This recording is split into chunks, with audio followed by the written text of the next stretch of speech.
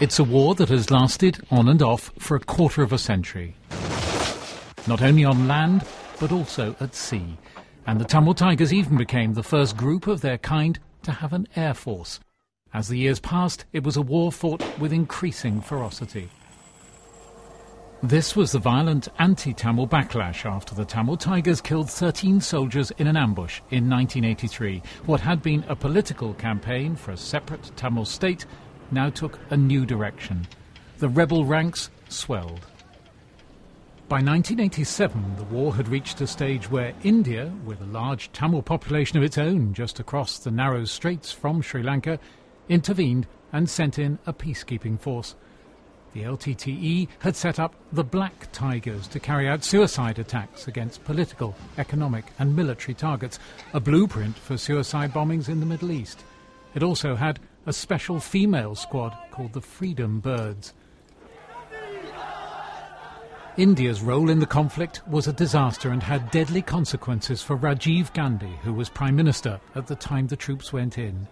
He was killed at an election rally in 1991 by this female Tamil suicide bomber. 2 years later, a suicide bombing claimed the life of Sri Lanka's then President Ranasinghe Premadasa. The Tamil Tigers' ruthlessness, military-style organisation and the level of conviction among their followers was now well established. Their recruits had to be ready to die for the cause and were issued with cyanide capsules to be swallowed if they were captured. The Tamil Tigers' supreme leader, Velupillai Prabakaran, speaking in 1995. Our people have lost patience, lost hope and reached the brink of utter frustration. They're not prepared to be tolerant any longer. The new government should come forward soon with a reasonable political framework that will satisfy the political aspirations of the Tamil people.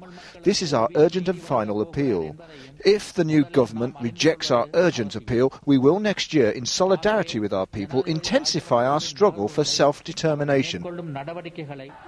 In a new phase of the war, after Chandrika Kumaratunga became president, she herself was wounded in a bomb attack.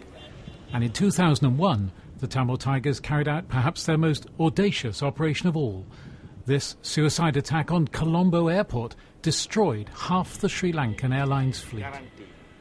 The rebels were effectively running a shadow state in the north of the island nation, with its own police force, courts, civil administration, bank and radio and television stations. And now, after nearly 20 years of conflict, came an important turning point. A ceasefire agreement mediated by Norway, after the LTTE had dropped its demand for a separate state in favour of regional autonomy. Now, too, a split in the LTTE's own ranks, led by this man going by the nom de guerre of Colonel Karuna.